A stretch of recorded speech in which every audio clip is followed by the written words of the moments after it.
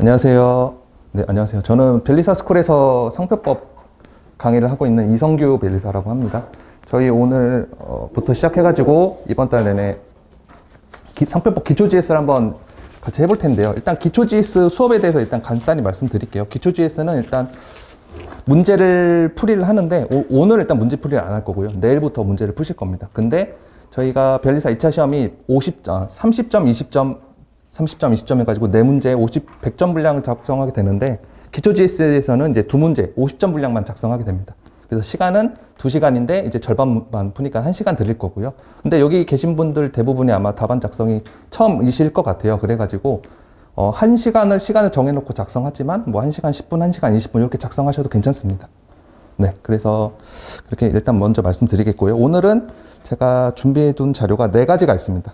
뭐가 있냐면은 요 판례 자료가 하나 있고 답안지 작성 기초, 그리고 이론 수업 나갈 요 프린트가 하나 있고요. 그리고 신구 조문 대비표가 있습니다. 그렇죠? 그래서 요 신구 조문 대비표부터 일단 좀 말씀드리면 요거는 이제 상표법에서 법 개정된 것들이 있어요. 요거 이제 법제처 들어가면 나와 있는 내용인데 요건 한번 개인적으로 읽어보시면 되겠습니다. 특허법에 나와 있는 재심사 규정이 이번에 새로 들어왔습니다. 네, 그거 이제 확인하시면 되겠고, 그래서 뭐 일부 지정 상품에 대해서 거절 이유를 통지할 수 있다, 뭐 그런 규정이 쭉 나와 있는데요. 그거 한번 쭉 읽어보시면 되겠고, 제가 마지막에 개정 이유랑 주요 내용이랑 요것도 이제 갖다 붙여놨습니다. 요 내용 제가 갖다 붙인 건 아니고 법제처에서 제공해준 내용을 제가 밑에다 붙여놓은 거고요. 한번 읽어보시면 되겠습니다. 특허법에서 다 보신 내용이라 크게 어려울 건 없을 거라고 생각됩니다. 네. 그리고 답안지 작성 기초 요 자료 한번 같이 보시겠어요? 여기서부터 제가 좀 설명드릴 게 있는데, 요 답안지, 요 내용 보시면, 오른쪽 페이지에 보시면 이렇게 줄이 쭉 나와 있잖아요. 그래서 보시면은 저희가 답안지가 한 권에 16쪽 되어 있고, 이렇게 오른쪽 페이지처럼 되어 있습니다. 그래서 여기다가 이제 저희가 답안지를 작성하게 되는데, 일단 배점에 따른 분량 분배를 어떻게 하면 되냐라고 이제 처음 말씀드리면은, 저희가 100점 분량에 16쪽을 작성을 하잖아요. 그러니까는 10점에 1.6쪽이라고 생각하시면 되겠고, 5점에 0.8쪽이라고 생각하시면 되겠습니다. 그래서 저희가 문제가 30점, 20점, 30점, 20점 4개의 문제로 이루어져 있는데, 소설문으로 나뉘면 이제 뭐 5점짜리 문제도 있고 10점짜리 문제도 있습니다. 근데 5점짜리 문제가 나왔는데 0.8쪽 정도 적어 주시면 되는데, 요걸 이제 시간을 과다하게 막 2페이지, 3페이지 적어 버리면은 이제 그만큼 시간이 소모가 되니까는 점수에서 분리할 수밖에 없겠다. 그래서 점수에 따른 배점 분량도 잘 체크를 하셔야겠다라고 미리 말씀을 드리겠습니다. 그래서 요거는 이제 정확히 계산할 필요는 없고요. 한 요 정도 작성하면 되겠다라고 생각하시면 되겠습니다. 그래서 5점이 0.8쪽이니까 1페이지보다는 조금 안 되게, 그리고 절반보다는 조금 많이 적으면 되겠다. 요 정도 느낌만 가져가시면 됩니다. 네. 그리고 저희가 이제 100점에 2시간인데 이제 30점, 20점, 30점, 20점으로 나눠져 있으니까는 이제 30점짜리 문제는 보통 5쪽 정도를 작성합니다. 그래서 30점 문제는 5쪽, 20점짜리는 3쪽 해가지고 100점에 16쪽. 그렇죠? 그리고 시간은 이제 36분, 24분씩 보통 작성을 하게 됩니다. 그리고 요 정도는 이제 문제의 난이도에 따라서 시간 조절, 그리고 뭐 자기가 잘 준비된 거랑 잘 준비 안 된 것들이 있으니까 요 정도는 이제 4분 정도의 차이는 둘 수 있습니다. 근데 그 이상 되면요, 뒤에 문제 풀 시간이 부족해져가지고 그 답안 작성이 꼬이게 되거든요. 그래서 요 시간 분배를 이번에 기초 GS 작성하시면서부터 미리 연습을 해두시면 좋겠다라고 말씀드리겠습니다. 그리고 답안지 작성 시 고려사항이라고 되어 있습니다. 그래서 한 줄에 여기가 줄이 그어져 있잖아요. 요 안에 글씨가 보통 한쪽에 22줄이 되어 있는데, 글자 개수가 띄어쓰기 제외고 한 21글자에서 24글자 정도 작성하시면 되겠습니다. 적당히 작성하시면, 적당히 큼직큼직하게 적으시면 20글자 내외가 들어갑니다. 그리고 글씨는 크고 가독성 좋게 작성하시오라고 적혀 있고요. 요거는 이제 글씨체는 왜 제가 말씀드렸냐면은, 저희 예전에 요 뒷페이지에 나와 있는 내용인데요. 옛날에 과거 2차 벨리사 시험을 보면은 교수님들이 세점평을 제공해 주셨어요. 여기 뒤에 나와 있는 건데요. 여기 보시면 교수님들이 매 회차마다 뭐라고 말씀하셨냐면은, 글씨체를 가독성 있게 적어주세요 라고 매 회차마다 나왔습니다. 그래서 저희가 뭐 글씨체를 교정할 필요는 없겠지만 작성하실 때 좀 신경 쓸 필요는 있겠다 정도로 말씀드리겠습니다. 그리고 여기 채점평은 제가 이제 상표법에 대한 채점평만 골라서 좀 축약해 온 겁니다. 네, 다시 앞 페이지로 돌아가 볼게요. 그래서 답안 작성 기본 구조는 이제 다음과 같이 나와 있는데요. 저희가 이제 문제를 읽고 답안지를 작성하게 되는데, 첫 번째로 작성하게 될 내용이 이제 문제의 소재를 적게 됩니다. 요건 근데 항상 적는 건 아닌데요. 요게 문제 소재가 뭘 적냐면은 문제를 쭉 읽어봤을 때 요런 데서 쟁점이 존재한다. 그래서 요 답안지 아래에다가 내용을 쭉 적을 건데 이런 내용을 작성해 보겠다라는 내용을 여기에 작성하게 되는데 문제마다 요거는 이제 다르게 판단해 주셔야 됩니다. 그래서 문제에 구체적인 쟁점이 나와 있으면은 안 적어도 되고 구체적인 쟁점이 안 나와 있으면 적게 되는데 요건 이제 구체적으로 문제 풀면서 제가 직접적으로 설명드리겠습니다. 그리고 저희는 이제 답안지를 작성할 때 대법원 판례랑 법조문을 중심으로 답안을 작성하게 됩니다. 요거는 이제 다 알고 계시겠죠? 그래서 법조문도 적어주게 되는데 직접적으로 관련된 조문을 적어주시면 되겠고 그리고 조문 번호는 꼭 적어주시고 그리고 조문 그대로 옮겨 적을 필요는 없습니다. 조문에서 필요한 부분만 발췌해서 간략히 적으셔도 괜찮습니다. 그게 오히려 시간 세이브하기에 더 유리하거든요. 그래서 직접 적으실 필요는 없겠고요. 그리고 학설. 이제 저희 뭐 민소법이랑 뭐 이런 거 쭉쭉 특허법이랑 쭉 공부하실 텐데 학설이 다 나와 있습니다. 근데 요거 이제 상표법에서는 저는 학설은 크게 중요하지 않다라고 말씀을 드리고 있거든요. 그래서 요거는 이제 아예 보지 마시라라고 말씀드리는 건 아니고 최후순위로 밀어서 암기를 해주세요. 일단은 우리는 법조문 그리고 판례 완벽하게 암기하고 판례에 나와 있는 사실관계까지 충분히 이해한 다음에 그 다음 어떤 학설이 있구나라고 그 정도 확인하시면 되지 요건 이제 최후순위로 미루시는 겁니다. 요거는 이제 상표법에 한정해서 말씀드리는 거고요. 민소법 같은 경우에는 학설이 굉장히 중요하거든요. 이제 과목마다 좀 차이가 있다라고 말씀드립니다. 그리고 판례. 요거 판례 꼭 상표법에서 판례를 중심으로 이제 공부를 하게 되는데요, 보통. 근데 판례를 이제 적어 주실 때 판례를 그대로 적으실 필요는 없습니다. 토시 하나 틀리지 않고 그대로 적으실 필요는 없고 취지랑 키워드만 살려서 작성해 주시면 됩니다. 네. 그리고 이제 검토 내용인데 이제 판례 검토가 뭐 타당하다, 부당하다 이런 내용을 적을 수 있는데 이것도 이제 많이 적으실 일은 없습니다. 민소에서는 많이들 적으시는데 상표에서는 그렇게 많이 적을 일은 없습니다. 근데 상표의 이렇게 판례 요지를 쭉 보시면은 뭐 이런 거 고려해서 판단하겠다라고 작성이 되어 있어서 저희가 따로 검토할 내용이 없습니다. 판례 보통 상표법의 경우에는. 그래서 이것도 이제 뭐 판례마다 다르게 판단하겠지만 크게 뭐 적을 일이 없구나라고 기억해 주시면 되겠습니다. 그래서 네. 그리고 사안포섭. 여기가 제일 중요합니다.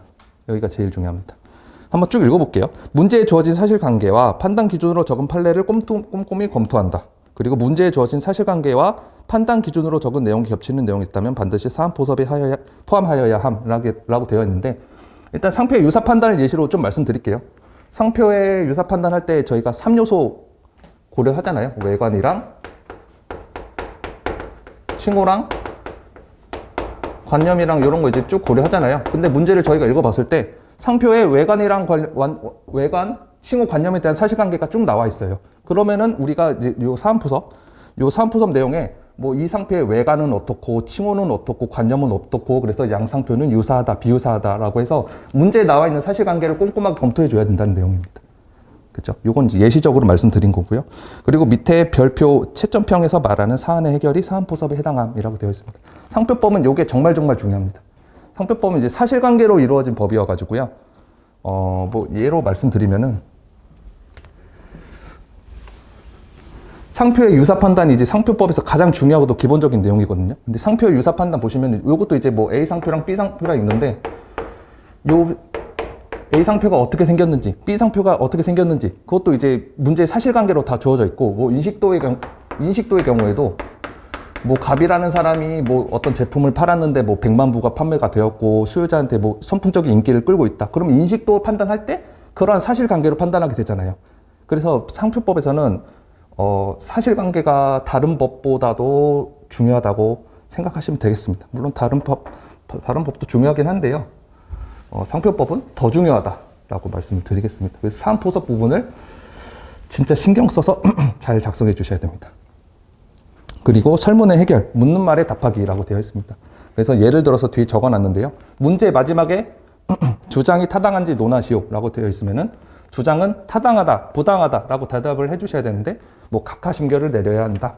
무효 심판은 인용될 것이다. 뭐 이런 식으로 작성하시면은 이제 묻는 바에 대한 대답을 한 것이 아니다. 이렇게 되는 거겠죠. 네. 그래서 요거 이제 참고해 주시면 되겠고요. 다음 페이지 한번 쭉 보겠습니다. 그래서 채점평이라고 되어 있는데요.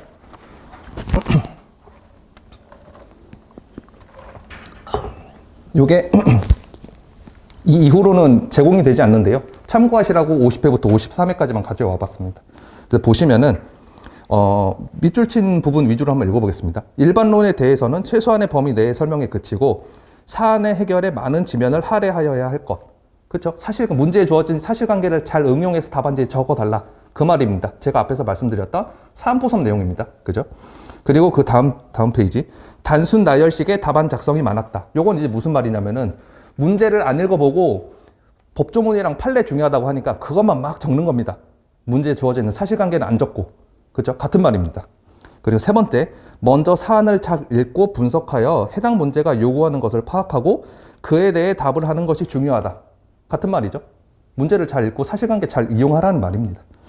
그리고 사례 문제는 단순히 수험서에 기재된 내용이나 법조문을 나열하는 것을 요구하는 것은 아니다. 같은 말이죠.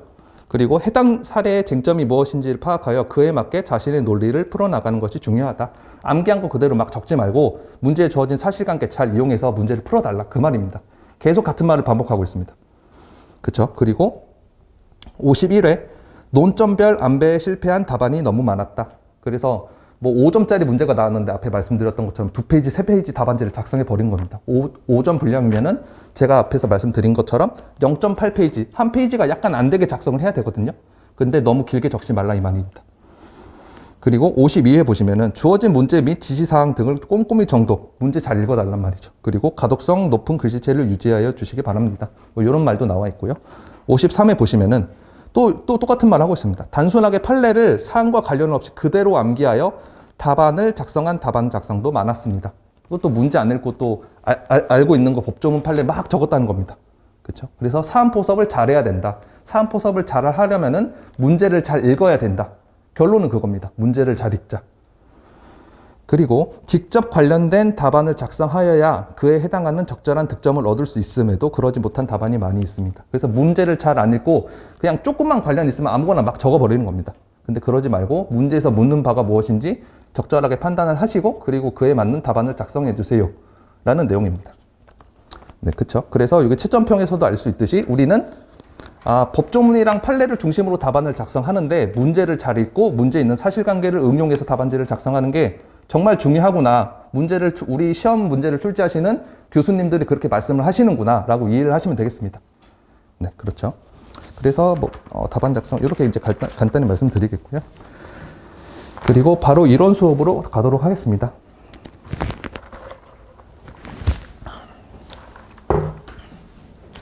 요건 이제 제가 직접 작성한, 암기장으로 이용할 수 있는 내용인데요. 요거 이제 2차 상표법에서 쟁점이 될 수 있는 내용들은 다 넣어놨습니다. 지금 근데 이게 끝까지 나온 게 아니고요. 매 회차마다 필요할 때마다 제가 인수해서 드릴 겁니다. 그래서 오늘 수업에 필요한 부분까지만 드린 거고, 여기서는 이제 요거는 이제 2차 시험에 기본서로 이용하시기에는 좀 내용이 부족하고 암기장으로 이용하시면 되겠습니다. 그리고 단권화 내용 자료로 이용하시면 되겠는데, 일단 단권화 내용을 좀 말씀드리면은, 단권화라는 게 뭐냐면은 여러분들이 2차 시험을 준비하실 때 책 하나를 보통 선정을 해요. 그 책을 하나 선정해가지고 가장 마음에 드는 하는 책을 선정해서 그거를 중심으로 공부를 하시는데, 여기 있는 내용 중에 그 교재에 빠진 내용이 있다. 그럼 추가를 하시고, 그리고 기초지에서 문제 풀다가 이러한 사실관계가 나왔는데 이 문제를 풀다가 내가 이걸 놓쳤구나 하면 뭐 여기 표시해 두시든지 아니면 교재에 표시해 두시든지 해가지고 그 교재 하나의 모든 내용을 다 정리해 두는 겁니다. 그걸 이제 단거나 하나의 책으로 만든다. 그걸 이제 말하는 겁니다. 그래서 요거 참고하셔가지고 교재 단거나 하는데 이용하실 수도 있겠다라고 말씀드리겠습니다. 그래서 암기장이랑 단거나 자료로 이용하시면 되겠습니다. 그래서 일단 첫 번째 챕터부터 나가겠습니다. 이제 상표의 동일 유사입니다. 이거 상표의 동일 유사인데 챕터 1 동일 유사 상표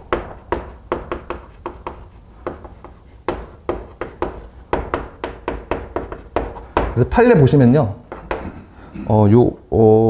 일단 개념부터 한번 보시면은 동일, 상표의 동일, 상표의 유사, 요 좋은 말 쭉 나와 있습니다. 근데 한번 쭉 읽어보시면 되겠고요. 요 내용을 이제 2차 답안지에 직접 작성하실 일은 별로 없으실 겁니다. 그래서 가볍게 읽어보시면 되겠고요. 그리고 유사 판단의 기준, 주체적 기준, 시기적 기준, 뭐 좋은 말 나와 있습니다. 한번 읽어보시면 되겠죠. 그리고 제가 드리고 싶은 말씀은 세 번째부터입니다. 유사 판단의 방법입니다. 이 양가로 1번 대원칙이라고 되어 있죠. 한번 같이 읽어볼게요. 양상표에 외관 칭호 관념을 일반 소유자의 직관적 인식을 기준으로 전체적 객관적 이격적으로 관찰하여 출처 혼동의 우려가 있는지를 기준으로 판단하여야 한다라고 되어 있습니다. 요 판례는 무조건 외워주셔야 돼요. 쓸 일이 너무나도 많고 이거 모르면은 네, 안 됩니다. 큰일 납니다. 무조건 외워주셔야 되고 요거는 토시 하나 외우지 않고 여기 나와 있는 단어들이 다 키워드거든요. 제가 한번 적어볼게요. 외관, 칭호, 관념, 일반 수요자의 직관적 인식,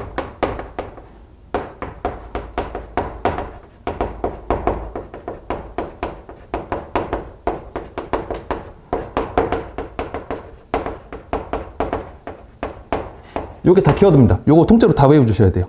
무조건 외워주시고, 그리고 요 유사 판단, 상표가, 양상표가 동일한지 유사한지 판단할 때 요 판례를 거의 항상 적으시게 될 건데, 요 판례를 아무 때나 막 적는 게 아니거든요. 상표의 동일성을 판단하는데 요 판례를 적지 않는 경우가 있습니다. 그건 이제 제가 어디서 말씀드릴 거냐면은, 잠시만요. 챕터 3페이지에 나와 있습니다. 요게, 요 프린트 9페이지에 나와 있는데요. 9페이지 한번 보시면은, 각 규정에서 상표 상품의 동일 유사 판단이라고 되어 있습니다. 보이시죠? 챕터 3이라고 되어 있습니다. 여기서는 이제 각 규정마다 상표의 동일성을 판단하게 되는 경우가 있는데 그때 요 판례를 적지 않는 경우가 있습니다.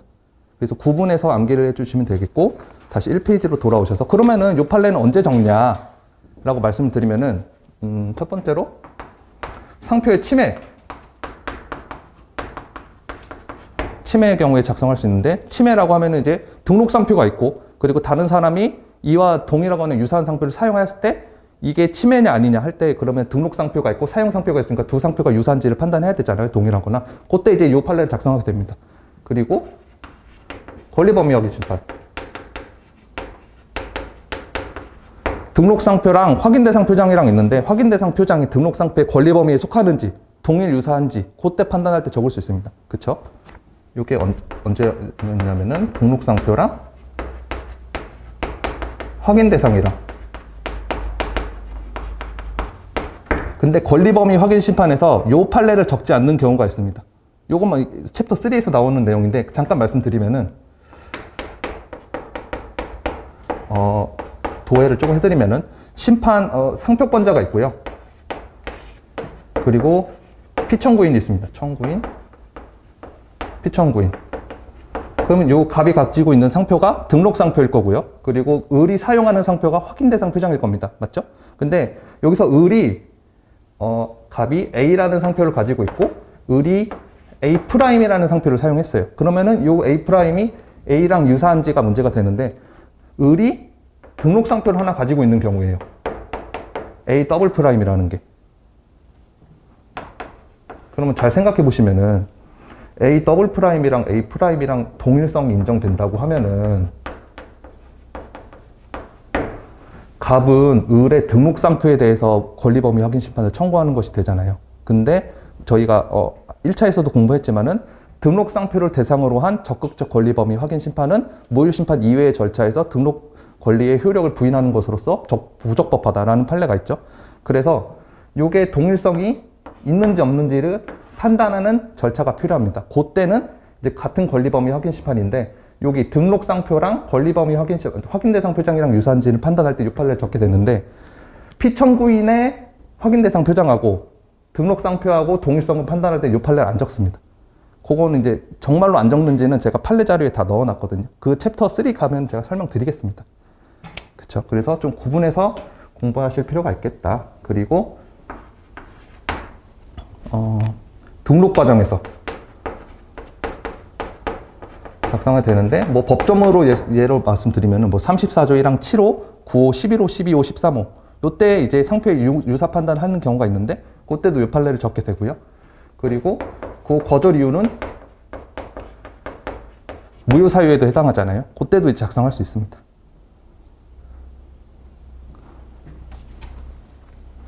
요 내용이 좀 어려웠나요? 괜찮았네요. 네. 그래서 잘 구분해 주셔야 됩니다. 네, 구분을 할 필요가 있고 요 판례를 꼭 암기해 주시고 쓰는 경우가 있다. 케이스를 나눠서 이해를 하시면 되겠습니다. 네, 그래서 여기 판례만 냅두고 요 밑에 부분은 지울게요. 네. 그래서 요 판례는 외관 칭후 관념, 즉 직관적 인식을 기준으로 전체적, 객관적, 이격적으로 관찰해서 출처 운동 있는지를 여부로 판단한다 라고 꼭 암기해 주시길 바라겠습니다. 그리고 대원칙 말씀드렸고요. 그리고 두 번째, 전체 관찰입니다. 여기 나와 있죠, 여기. 전체 관찰 한번 판례 읽어볼게요. 외관 호칭 관념 중 서로 다른 부분이 있더라도 어느 하나가 유사하여 일반 소유자나 거래자가 오인 혼동하기 쉬운 경우에는 유사 상표라고 할 것이나 어느 하나가 유사하다고 하더라도 전체로서 상표가 일반 소유자나 거래자가 상표에 대해 느끼는 직관적 인식을 기준으로 하여 오인 혼동을 피할 수 있는 경우에는 유사한 것이라고 할 수 없다라고 되어 있습니다. 그래서 양 상표를 비교했는데 어느 일부분이 똑같아. 근데 전체적으로 봤을 때는 출처 혼동이 없겠다. 그러면은 비유사한 상표를 보겠다라는 내용이 나와 있습니다. 여기 이제 자연의 법 판례에서도 언급하고 있는 건데, 이 자연의 법 판례는 간단하게 말씀드릴게요. 자연의 법하고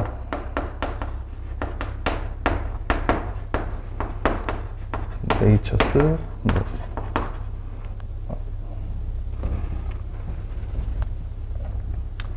네이처스 프렌드라는 판례가 표장이 있었습니다. 그럼 잘 보시면은 자연의 벗, 자연의 친구, 자연의 벗, 같은 의미잖아요. 그래서 요거 양 상표가 관념이 똑같다, 그러니까 유사하다라고 주장을 했는데 외관이랑 호칭이 차이가 있잖아요. 그래서 관념은 동일하나 전체적으로 봤을 때 비유사하다라고 한 게 자연의 법 판례였습니다. 그렇죠? 그래서 요것도 암기해 주시면 되겠고요.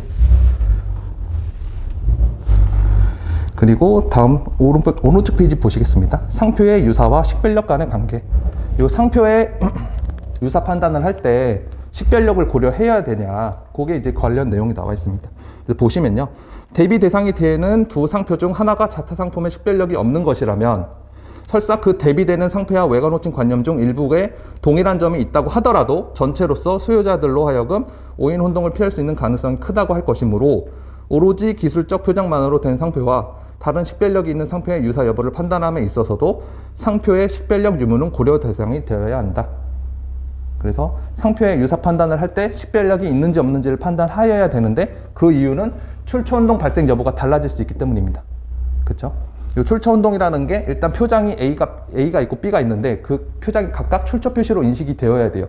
그래야 출처 표시로 인식이 되어야 이제 출처에 혼동이 생길 텐데, 식별력이 없으면 출처 표시로 인식하기도 어려울 테니까 출처에 혼동이 있기도 어렵다라는 내용입니다.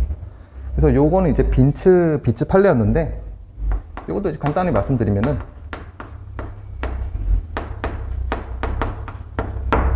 빈츠랑 비츠였습니다. 그래서 요 비츠라는 표장이 조각으로 인식된다. 그래서 과자에 있어서는 식별력이 없다라고 그렇게 주장을 했는데, 요 판례에서는 식별력을 고려해야 되는 건 맞는데 일반 소유자들이 비츠를 보고 조각이라고 인식하기는 어려우니까 식별력이 없다고 할 수 없다. 그래서 유사하다라고 됐습니다. 출처 혼동이 생길 우려가 있으니까.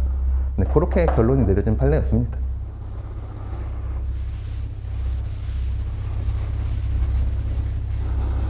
네, 그쵸? 그래서 우리가 앞에서 봤듯이 외관 칭후 관념, 요 대원칙 받고 유사 판단할 때 식별력을 고려할 수 있다. 그 이유는 출처 혼동 여부로 유사 여부를 판단하기 때문이다.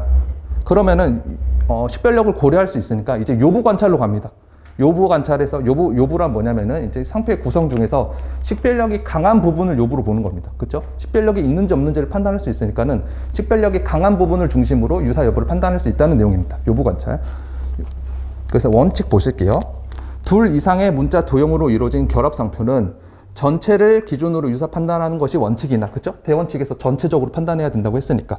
그런데 일반 소유자에게 상표에 관한 인상을 심어주거나 기억 연상하게 함으로써 그 부분만으로 독립하여 출처 표시 기능을 수행하는 부분, 즉 요부가 있는 경우에는 적절한 전체 관찰의 결론을 유도하기 위해서 요부를 가지고 유사 판단할 수 있다라고 되어 있습니다. 요 판례 꼭 외워주시고요.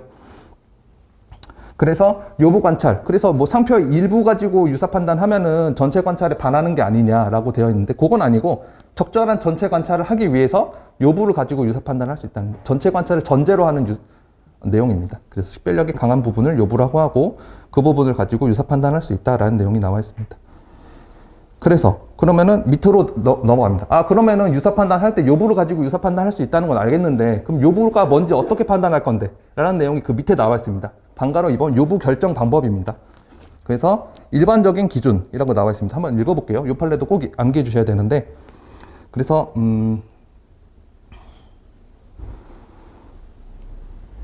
네, 계속 읽어볼게요. 일반적 기준, 상표의 구성 부분이 주지저명하거나 일반 소유자에게 강한 인상을 주는지, 전체 상표에서 높은 비중을 차지하는지, 다른 구성 부분과 비교한 상대적 식별력 수준이나 그와의 결합 상태와 정도, 지정 상품과 관계, 거래 실정 등을 종합적으로 고려하여 판단하여야 한다라고 나와 있습니다. 그래서 이건 자생초 판례인데요.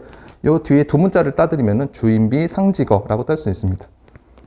주지저명한지, 인상을 주는지, 그리고 비중, 상대적 식별력, 지정 상품과의 관계, 거래 실적, 이렇게 앞에 두 문자만 딴 겁니다.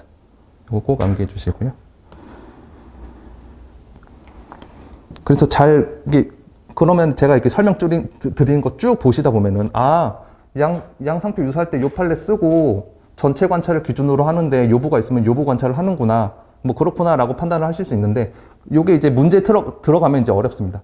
문제에서는 이제 요부 관찰 하시오, 전체 관찰 하시오라고 주어져 있는 게 아니고, 표장 2개 딸랑 주고 뭐 유사한지 논하시오, 34조 1항 7호의 거절 이유가 존재하는지 논하시오, 이렇게 주어지거든요. 그러면은 요거 A랑 B랑 요부 관찰을 해야 되는지 전체 관찰을 해야 되는지 요게 이제 헷갈릴 경우가 있거든요. 그래서 그게 어려운 겁니다. 그렇죠? 그건 이제 구체적인 판례 그리고 문제풀이를 많이 하셔가지고 연습을 좀 해주셔야 됩니다. 네, 그건 이제 문제풀이 하면서 저희가 연습을 할 거고요. 그래서 저희가 설명을 하고 있는 거는 요부 관찰이었습니다. 그래서 요런 인식도랑 뭐 비중이랑 요런 거 다 판단해가지고 요보를 판단하는구나라고 되어 있습니다. 근데 특별한 경우가 밑에 나와 있습니다. 특정 구성 부분을 포함한 상표가 다수 등록 공고된 경우라고 되어 있습니다. 한번 읽어볼게요.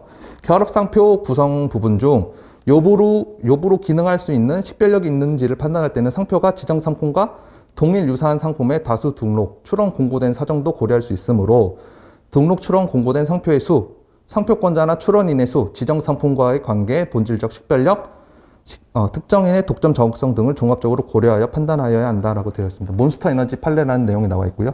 이것도 이제 두 문자를 따드리면은 상상 지식 독종이라고 딸 수 있습니다. 그래서 상표, 상품, 네, 뭐 지정 상품과의 관계 뭐 이렇게 쭉 나와 있습니다. 본질적 식별력, 특정인의 독점 정확성, 종합적으로 고려하여 판단하여야 한다. 네, 그 앞에 두 문자입니다. 그래서 요게 이제 문제로 주어지면은 그러면은 요부 결정 관계 요부 관찰을 하는 문제가 나오면은 요 가랑 나랑 둘 다 적는 거냐라고 생각이 드실 수도 있는데, 둘 다 항상 적는 건 아닙니다. 문제의 그 사실관계가 주어져야 되는데요. 판례로 판례 두 번째 판례 한번 보실게요. 요 판례제를 한번 같이 보시겠어요? 몬스터 에너지 원심 판례라고 되어 있습니다. 보이시죠? 그래서 요부 관찰이라고 제가 적어놨고요. 특허법원 2015년 4월 13일 등록 무효. 그래서 요거는 무효 심판 사건이었습니다. 그래서 밑줄 친 부분만 한번 읽어볼게요. 을의 제1호증 1 내지 34에 의하면은 등록 상표의 출원일 이전에 이미 상품류, 30류를 지정 상품으로 하는 등 27건의 상표들이 출원인을 달리하여 등록되어 있고, 그중 일부는 선등록 상표, 출원일 이전에 등록된 상표인 사실을 알 수 있다. 따라서 이 등록 상표의 출원일 당시 지정상품 30류에 관하여 일반 소유자나 거래자들에게 몬스터는 식별력이 없거나 약한 부분이라고 할 수 있다. 이게 무슨 말이냐면은 이미 몬스터라는 부분을 포함하고 있는 상표가 다수 등록되었다. 그래서 몬스터 부분은 식별력이 없다라고 판단을 하고 있습니다. 그러면은 이제 그걸 알 수 있겠죠. 요 나 부분, 요 방금 읽었던 우리가 몬스터 에너지 판례는 사실관계에 요 어떤 부분이 다수 등록되거나 출원 공고되었다는 사실이 있으면은 요 판례를 적으면 되겠구나 라고 판단을 해주시면 되겠습니다. 그렇죠? 그래서 요 케이스를 각각 나눠서 다 공부를 해주셔야 됩니다. 그래서 가 부분은 일반적 기준이라고 되어 있으니까 요부 관찰이 쟁점인 문제가 나오면은 요 가 부분은 항상 적어주는데, 나 부분은 항상 적는 게 아니고 다수 출원 등록이나 출원 공고된 사정이 있으면 그때 적어주면 되겠구나 라고 판단해 주시면 되겠습니다.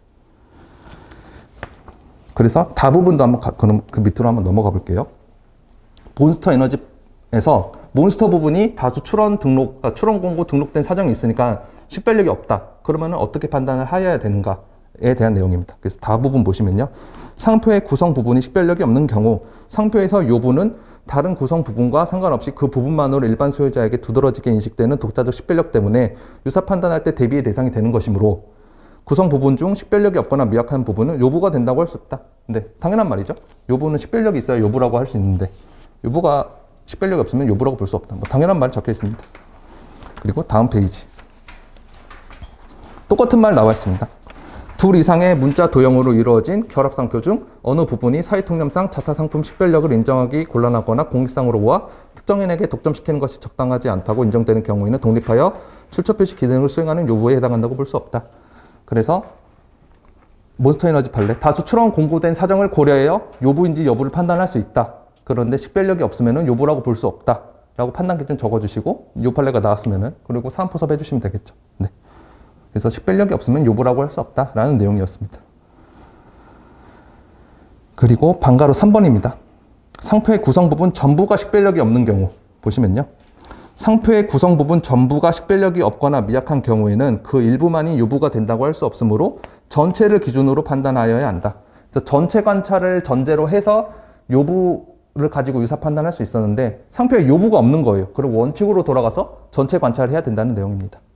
그렇죠. 그래서 여기 글리아타민이라고 되어 있는데 이것도 이제 간단히 설명드릴게요.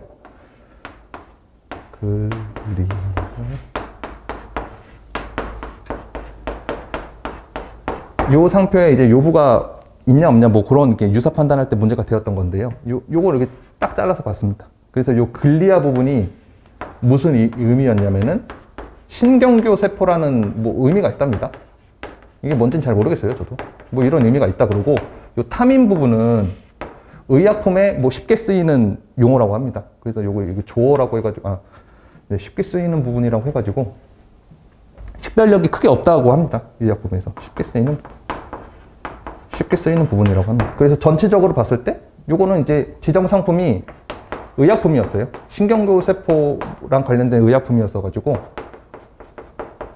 요거는 이제 상품과 관련이 있고 요거는 의약품과 관련해서 쉽게 쓰이는 부분이니까 요것도 요부가 아니고 요것도 요부가 아니니까 전체적으로 판단해야 된다. 그 말입니다. 그렇죠? 그래서 그리고 밑에 제가 별표로 표시해 놨는데요. 한번 읽어보면은 요 글리아타민 판례에서는 글리아 부분에 대해서 지정 상품이 의사, 약사 등 실제 판매 및 거래 관계에 개입하고 있는 의약품이라는 점을 고려해서 요부가 될 수 없다고 본 바 있다라고 되어 있습니다. 그래서 식별력이 있는지 없는지는 그 상품의 수요자가 누구인지를 중심으로 판단하게 됩니다. 네.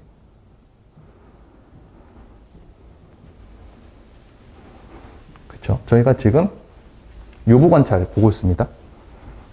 상표의 외관 침공 관념, 직관적 인식, 전체적 객관적 이격적으로의 출처 운동 있는지 여부로 판단하는데 그 중에서 전체 관찰을 유도하기 위해서 식별력이 강한 요부를 가지고 유사 판단할 수 있다. 그래서 일반적 기준을 살펴봤고 구성 부분 중 일부가 다수 출원 공고 등록된 경우에는 어떻게 해야 되는가 그 쭉 나와 있고 식별력이 없는 부분은 요부라고 볼 수 없고 요부가 없는 경우에는 전체 관찰해야 된다. 요 논리였습니다. 그렇죠? 그리고 방가로 4번 보실게요. 요부 관찰 및 분리 관찰의 관계. 그래서 여기서 이제 쟁점이 되는 건 뭐였냐면은 요건 이제 자생초 판례라는 엄청 유명한 판례에서 나온 건데 요 자생 부분이 요부인지 아닌지라고 아닌지가 문제가 되었습니다. 요 자생 부분. 근데 잘 보시면은 요 자생초라는 단어가 되게 짧게 쓰여가지고 사람들이 일반적으로 봤을 때 자생이랑 초랑 분리해서 보기가 좀 어렵지 않냐. 그쵸? 그러면은 자생만을 요부라고 보기 좀 어렵지 않냐라고 거기서 당사자가 주장했습니다. 근데 요 점에 대해서 이제 판례가 뭐라고 했냐면요. 한번 같이 읽어볼게요. 상표에서 요부는 다른 구성 부분과 상관없이 그 부분만으로 일반 소유자에게 두드러지게 인식되는 독자적 식별력 때문에 유사 판단할 때 대비 대상이 되는 것이므로 요부가 존재하는 경우에는 분리 관찰이 되는지를 따질 필요 없이 요부만으로 대비함으로써 유사 판단할 수 있다라고 되어 있습니다. 이게 요부 판단이 분리 관찰이 되는지 안 되는지는 요부 관찰을 할 때 전혀 고려 대상이 아니라는 말이죠. 그렇죠? 그래서 요거 관련해 가지고 판례 1번 판례 한번 같이 보실게요. 자, 1번 판례 여기 1번 판례 나와 있습니다. 자생초 판례고 요부 관찰입니다. 그래서 이 사건 등록 상표가 자생초였고요. 선 등록 상표가 자생한의원, 자생황방병원이었습니다. 그러면 자생 부분이 겹치니까 여기가 이제 요부인지 아닌지가 문제가 됐던 겁니다. 그렇죠? 그래서 한 밑줄 친 부분 위주로 한번 읽어볼게요. 그래서 보시면은 자생 부분은 자신의 힘으로 살아감, 저절로 나서 자람 등의 의미를 가진 단어로서 지정 서비스업이나 사용 서비스업과의 관계에서 본질적인 식별력이 있는 반면, 여기서 이제 서비스업은 이제 한의원업 이런 업계였습니다. 한방병원업 이런 거였는데요. 그래서 뭐 요거 이제 자생 부분이 그 지정 서비스업과 직접적으로 관련 없으니까 식별력이 있다라고 판례가 판시를 했고요. 그리고 기록에 의하여 알 수 있는 자생 한의원이나 한방병원이라는 서비스표가 한방의료업 등에 사용된 기간, 언론에 소개된 횟수, 내용 등에 비추어 볼 때 자생 부분은 최소한 경제적 결연성이 있는 한방의료업과 관련해서 수요자들에게 널리 인식되어 식별력이 더욱 강해졌다. 식별력이 더욱 강해졌으니까는 요보라고 봐야 된다. 그걸 이제 뒷받침하는 내용이 되겠죠. 그리고 밑에 부분, 초 부분은 자생초에서 초 부분이죠. 약초나 건초 등과 같이 풀을 의미하는 한자로 많이 사용되어 지정 서비스업, 한의원업이죠. 과 관련해서 약의 재료나 원료 등을 연상시킨다는 점에서 식별력이 높지 않다라고 판단을 하고 있습니다. 그러면 자생이랑 초 있는데 자생 부분은 앞에서 식별력이 강하다고 했고 초 부분은 식별력이 없다. 그럼 자생 부분을 요보라 보고 유사 판단해야겠다. 그런 내용이죠. 그래서 그리고 자생이랑 초랑 만나서 새로운 의미가 형성되는 것도 아니다. 그래서 자생 부분이 요부다. 그래서 양상표는 유사하다라는 게 결론이었습니다.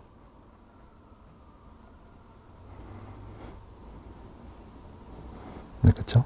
이 판례는 제가 필요한 부분만 이렇게 발췌를 해온 겁니다. 네, 그래서 저희가 요보 관찰을 보고 있습니다.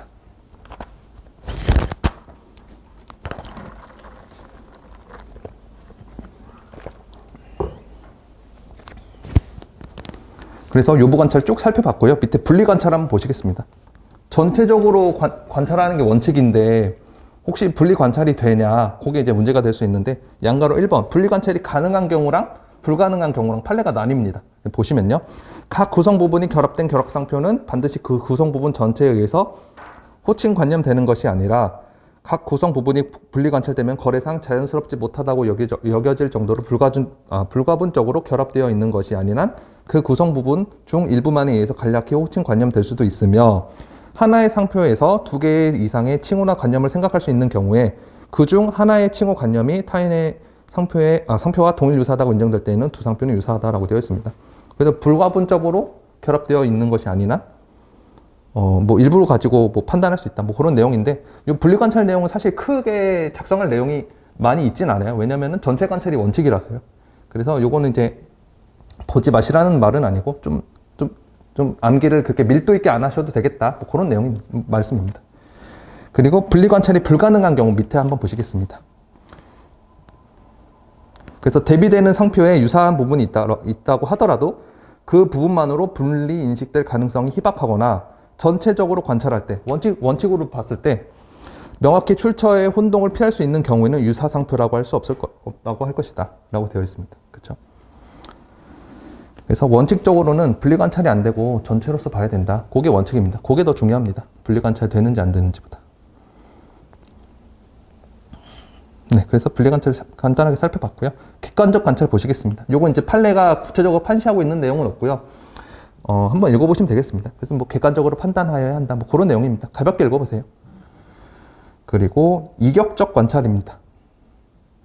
그래서 이격적 관찰의 의미가 뭐냐면은 양 상표의 유사 판단은 양 상표를 나란히 놓고 대비하는 것이 아니고 때와 장소를 달리하여, 그렇죠? 때와 장소를 달리하여 양 상표를 대하는 일반 소유자에게 출처 운동을 일으킬 우려가 있는지의 관점에서 이루어져야 하고, 출처 운동을 일으킬 우려가 있는 경우에는 양 상표는 유사하다고 할 것이다. 그렇죠? 그래서 여기서 키워드는 나란히 놓고 대비하는 것이 아니고 때와 장소를 달리하여, 그게 이제 키워드가 되겠죠. 요 이격적 관찰은 어느 때에 많이 적으시게 되냐면은 도형 상표랑 입체 상표에서 그 상표 간의 유사 판단할 때 좀 많이 적으시게 될 겁니다. 요거 제가 판례도 가지고 왔는데요. 요 아래 설명할 때 같이 판례 봐볼게요. 그래서 이제 상표의 유형에 따른 판단입니다. 바로 양가로 8번만 한번 보실게요. 그래서 아까 제가 말씀드렸듯이 상표가 어떻게 생겼는지에 따라 요부 관찰할지, 전체 관찰할지, 뭐 분리 관찰할지, 그게 이제 좀 나뉘게 되는데, 상표가 뭐 문자 상표인지 도형 상표인지에 따라서도 이제 유사 판단하는 방법이 조금씩 달라집니다. 대원칙은 똑같고요. 요거는 똑같고, 세부적인 내용이 조금 달라진다는 겁니다. 그래서 문자 상표 먼저 보실게요. 문자 상표의 유사에 있어서는 칭호가 가장 중요한 요소이다. 칭호가 가장 중요한 요소랍니다. 문자 상표는 요게 원칙인데, 칭호 부분을 조금 더 중심적으로 보는구나. 그 말입니다. 그리고 짧은 음절로 구성된 문자 상표는 칭호 중 첫 음절의 비중이 가장 크다. 그렇답니다. 좋은 말 써져 있죠. 답원 한번 보시면요. 상표의 유사 판단에 있어서 외국어로 이루어진 상표 호칭은 거래자나 소유자의 대부분이 그 외국어를 보고 특별한 어려움이 없이 자연스럽게 하는 발음에 의하여 정하여짐이 원칙이고, 우리나라의 거래자나 소유자가 한국어로 표기하는 등의 구체적인 사용 실태가 인정되고 있는 경우에는 구체적인 사용 실태를 고려하여 외국어 상표의 호칭을 정하여야 한다. 길게 쭉 나와 있는데 어려운 말 아니죠? 이 칭호가 어떻게 불리고 있는지는 소유자들이 어떻게 발음하는지 고려하겠다. 그 말이죠. 네, 어려운 말 아닙니다. 그래서 문자 상표에서는 칭호를 좀 중심적으로 보는구나. 그 정도 이제 감각 이해하고 계시면 되겠고, 이 판례 내용도 암기를 해주시면 되겠습니다. 그리고 입체 상표랑 도형 상표, 방가로 2번, 방가로 3번 나와 있죠. 요 위아래 판례 동시에 한번 봐볼게요. 입체 형상으로 된 상표들에서는, 그리고 밑에 도형 상표들에 있어서는 이라고 되어 있는데, 그 다음이 똑같습니다. 외관이 주는 재배적 인상이 동일 유사하여. 밑에도 보세요. 외관이 주는 재배적 인상이 동일 유사하여. 두 상표를 동일 유사한 상품에 다 같이 사용하는 경우, 일반 소유자에게 상품 출처에 관하여 오인운동을 일으킬 염려가 있으면 두 상표는 유사하다고 봐야 한다.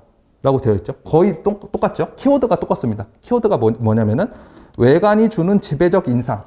그게 키워드입니다. 그러면은, 입체 상표랑 도형 상표는 외관을 좀 중심으로 보는구나. 그 차이가 있는 겁니다. 그쵸? 상표의 유형에 따라 판단을 조금씩 달리 하는 겁니다.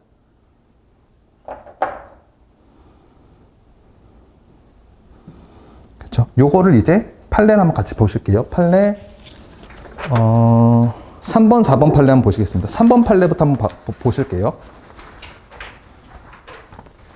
3번 비아그라 판례고요. 입체 상표의 유사 판단이 문제가 되는 내용이었습니다. 그래서 밑줄 친 부분 한번 볼게요. 요거 이제 판결 요지 중에 일부만을 제가 발췌해 왔습니다. 그래서 입체 상표 간의 유사 판단에 있어서, 자, 어떻게 판단하냐면은, 동그라미 1번. 양상표 유사 여부는 외관 칭호 관념을 객관적, 전체적, 이격적으로 관찰해서 오인운동 염려가 있는지로 판단하여야 한다. 요 대원칙이죠. 그리고 동그라미 2번 보실게요. 상표의 유사 여부에 관한 판단은 두 상표를 나란히 놓고 대비하는 것이 아니고 때와 장소를 달리하여 판단하여야 한다. 이격적 관찰 내용이죠. 그리고 동그라미 3번 보시면요. 특히 입체적으로 된 상표들에 있어서는 외관이 주는 지배적 인상에 동일 유사하여 라고 방금 읽었던 판례가 쭉 나와 있습니다. 보시면, 그러면 여기 보시면은 입체 상표 간의 유사 판단에 있어서는 대원칙 판례 적고, 이격적 관찰 적고, 여기 지배적 인상, 그 판례 적고, 사안포섭을 해주면 되겠구나 라고 이해를 해주시면 되겠습니다. 대법원 판례에서 이와 같이 하고 있습니다. 저희는 대법원 판례에 따라서 답안을 작성하면 돼서 요 흐름대로 따라가시면 되겠습니다. 그렇죠? 그리고 사안포섭 해주실 때 입체 상표는 말씀드린 바와 같이 외관이 중요하니까 외관을 잘 포섭을 해주면 되겠구나. 요 정도 이해하시면 되겠습니다. 그죠? 그리고 집 모양 도형 판례입니다. 요건 이제 입체 도형이 아니고 평면 도형입니다. 요 밑에 뭐 집처럼 생긴 도형 보이죠? 요거 이제 요렇게 생긴 상표 간의 유사 판단이 문제가 된 거였는데, 밑줄 친 내용 한번 같이 보시면은, 유사 여부는 외관 칭호 관념, 동그라미 1번입니다. 외관 칭호 관념 세 측면에서 객관적, 전체적, 이격적으로 관찰하여 라고 되어 있어서 요 대원칙 판례입니다. 그죠? 동그라미 2번 보시면은, 동그라미 3번이라고 제가 일부러 순서를 바꿔놨는데요. 요게 이제 외관이 주는 지배적 인상 판례입니다. 요 왼쪽에 있는 판례에 동그라미 3번이랑 제가 맞추려고 일부러 번호를 3번으로 해놨습니다. 그렇죠? 외관이 주는 지배적 인상. 그리고 그 다음이 이제 동그라미 2번입니다. 상표의 유사 여부 판단을 나란히 놓고 대비하는 것이 아니고 때와 장소를 달리하여 판단한다. 이격적 관찰 판례죠. 그리고 동그라미 4번은 이제 한번 읽어보시면 되겠는데, 뭐 외관 호칭 관념 등 일반 소유자에게 종합적으로 할 때 오인운동을 일으킬 우려가 있는 경우에는 두 상표는 서로 유사하다고 보아야 한다. 동그라미 1번 판례랑 크게 차이가 있는 내용은 아닙니다. 그렇죠? 그래서 대법원 판례도 도형 상표에서도 대원칙 적고, 이격적 관찰 적고, 외관이 주는 지배적 인상, 도형 상표에서 외관을 중심으로 판단해야 된다는 판례 적고, 그 다음 밑에 요 양가로 2번 판례와 같이 사안 포섭을 해주고 있습니다.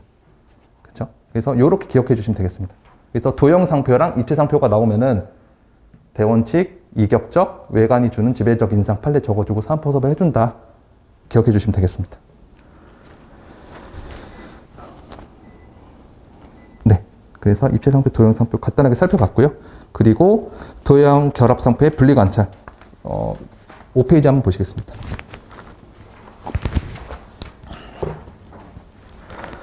여기 적혀 있는데 요거는 이제 혼자 읽어보셔도 될 것 같아요. 제가 말씀드린 것과 같이 도형 유사 상표 간의 유사 판단은 제가 말씀드린 내용이 훨씬 중요합니다. 그거 먼저 우선하시고 그 다음 이런 격가지 판례도 추가하시면 되거든요. 네, 이격적 관찰, 외관이 주는 지배적 인상, 대원칙 요거 3개 적는 게 훨씬 중요합니다. 그거 적으시고 요건 이제 참고적으로 한번 읽어보시면 될 것 같아요. 포트메리온 판례라는 판례에서 판시한 내용입니다.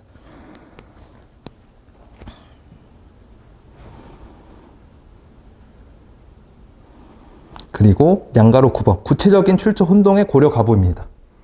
그래서 요 소유자들이 구체적인 거래 실정을 고려해서 출처 혼동이 생기는지 구체적인 실정을 고려해서 유사 판단을 할 수 있냐 뭐 그런 내용입니다. 요것도 이제 판례 제가 살짝 설명드릴 건데 한번 보시겠습니다.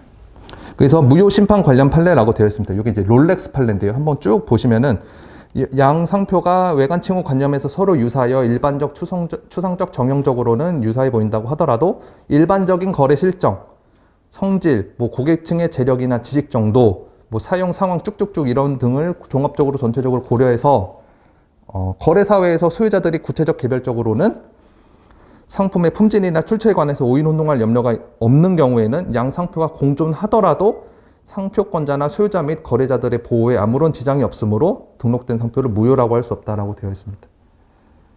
그렇죠? 그래서 결론적으로 말하면은 요 일반적인 거래 실정을 고려할 수 있다라는 게 결론입니다. 거래 실정 고려할 수 있다. 요거 이제 판례가 왜 이런 판례가 나오게 되었냐면은 요 유사 판단이 문제가 되는 표장이 롤렉스랑 로렌스랑 요게 이제 문제가 되는 거였습니다. 그럼 잘 보시면은 롤렉스고 로렌스고 여기 앞에 부분이 문자가 똑같고 뒤에 부분만 차이가 있잖아요. 호칭도 비슷하고 관념은 뭐 딱히 생기는 것 같지 않고 외관도 비슷하고 그래서 유사하다고 봐야 되는 거 아니야? 라고 했는데 그래서 일반적, 추상적, 정형적으로는 유사해 보인다고 하더라도 이러한 거래 실정을 고려했을 때 혼동 여부가 없으니까 비유사하다. 판례는 비유사하다라고 판단한 게 아니고 공존할 수 있다라고 판시를 했습니다. 근데 결론적으로 이제 비유사하다라고 판단한 거랑 똑같이 됐는데요. 판례 판시는 공존할 수 있다라고 판시를 했습니다. 그래서 그 이유를 잘 살펴봤더니 이 롤렉스를 주로 구매하는 구매자들은 뭐 잘 사는 뭐 재력가들이 구매를 하고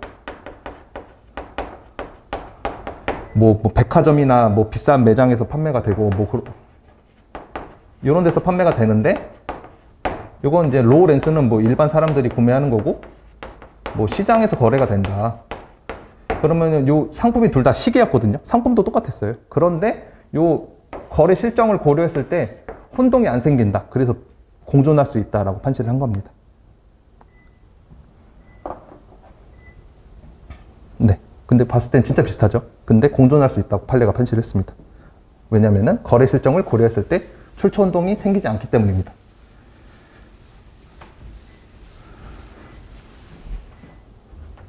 네. 그래서 롤렉스 판례 같이 읽어봤고요. 밑에 동부 판례라고 이제 침해 청구 관련 판례인데 요 위의 내용이랑 거의 똑같습니다. 그래서 요 동부 판례가 요 롤렉스 판례 이용해서 그대로 하고 있는데요. 요 롤렉스 판례만 암기하시면 됩니다. 네, 요건 이제 소개해드리려고 그냥 가지고 온 거고요. 같은 내용입니다.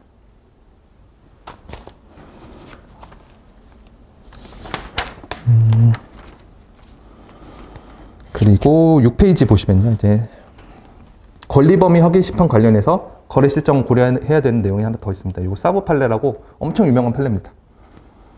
한번 같이 읽어볼게요. 동그라미 1번 특허법원 판례부터 한번 같이 보시면요. 상품을 둘러싼 일반적 거래 실정과 상표의 주지 정도, 상품과의 관계 등을 종합적 전체적으로 고려하는 것을 원칙으로 하되, 그쵸? 원칙으로 하되, 심결 당시에 이미 해당 상품에 관한 당사자의 구체적인 거래 사정이 형성되어 있고, 구체적인 거래 사정, 그리고 그것이 일반 소유자에게 출처에 관한 오인 혼동을 일으킬 정도에 미치지 아니하는 일시적인 것이 아니라, 키워드 지금 말씀드리면은 구체적인 거래 사정, 그리고 일시적인 것이 아니라 오인 혼동 우려가 있는지의 판단에 관건이 되는 경우, 여기까지가 키워드입니다. 일시적인 것이, 구체적 거래 사정이 일시적인 것이 아니고 오인 혼동에 관건이 되는 경우에는 표장의 유사 여부를 이를 고려하여 표장의 유사 여부를 판단할 수 있다고 보는 것이 타당하다. 네, 그래서 요 롤렉스 판례에서는 일반적인 거래 실정을 고려할 수 있다고 했는데, 여기서 이제 구체적인 거래 사정을 고려할 수 있는지 좀 더 딥한 내용을 고려할 수 있는지 그런 내용이었는데요. 대법원 판례 한번 보시면요. 상표권의 권리범위 확인 심판에서 등록상표와 확인 대상 표장의 유사 여부는 외가 칭호 관념을 객관적, 전체적, 이격적으로 관찰해서 일반 소유자들이 상표에 대하여 느끼는 직관적 인식을 기준으로 오인 혼동을 일으킬 우려가 있는지에 따라 판단하여야 한다. 이거 대원칙 판례고요. 그래서 이러한 판단에 있어서 상품에 대한 표장의 사용 사실이 인정되는 경우 표장의 주지 정도, 상품과의 관계, 호칭 인식 등을 당해 상품을 둘러싼 거래 실정을 종합적 전체적으로 고려하여야 한다라고 되어 있습니다. 좀 애매모호하게 판단하고 있죠. 그냥 거래 실정을 전체적, 종합적으로 고려해서 판단할 수 있다. 그냥 그렇게만 말하고 있습니다. 이런 판례가 왜 나왔는지는 판례 요거 5번 판례 한번 같이 보실게요. 5번 판례. 여기는 이제 요 표정만 보시면 되는데, 요 등록상표가 장미 모양 도형의 밑에 사부라고 적혀 있고요. 확인 대상 표장에서는 장미 모양 도형의 옆에 소비아라고 되어 있습니다. 근데 요게 이제 여기서 말하는 이제 구체적인 거래 사정이 요 밑에 나와 있는 겁니다. 요게 뭐냐면은, 이게 뭐 과일 모양처럼 생긴 비누에다가 이렇게 끈을 달아 놓은 겁니다. 이렇게 상품에다가. 그리고 여기다가 이제 표장을 표시한 거죠. 근데 이게 이제 등록상표권자도 이렇게 사용했고, 확인대상 표장을 사용한 사람은 똑같이 사용한 거예요. 비누에다가 여기다 이제 자기는 소비아라고 표시를 했겠죠. 요게 이제 상품에다가 이렇게 표시한 것 방법이 똑같으니까 이러한 거래 사정도 구체적으로 고려할 수 있냐. 그래서 특허법원은 이렇게 사용한 것도 유사 판단에 고려할 수 있다라는 게 특허법원의 태도였는데, 대법원에서는 이것까지 고려하면 안 된다라고 판시를 했습니다. 네, 그렇습니다. 그래서 구체적인 사정을 비중 있게 고려할 수는 없다라고 판시를 했습니다. 정확하게는. 네, 그래서 여기 제가 드린 프린트물 6페이지 보시면은 포선 문구라고 되어 있습니다. 보시겠어요? 사부 판례 대법원 동그라미 2번 맨 밑에 나와 있습니다. 그래서 대법원 판례가 이거를 포섭할 때 어떻게 포섭했냐면은, 이렇게 비누에 끈 달아서 사용한 그런 구체적인 거래 사정을 어떻게 봤냐면은, 상품에서 쉽게 변경이 가능한 특수하고 한정적인 거래 실종이라고 보았고, 요거를 이제 비중 있게 고려할 수는 없다라고 판시를 했습니다. 그래서 사부랑 소비아랑 그 상표만을 가지고 유사 판단을 했습니다. 네, 그래서 그렇습니다. 그래서 일반적인 거래 실정은 고려할 수 있는데 구체적인 거래 사정은 고려할 수 없다. 그게 이제 태도였습니다. 그래서 상표 유사 판단 살펴봤고요. 조금 쉬었다가 계속 이어가도록 하겠습니다.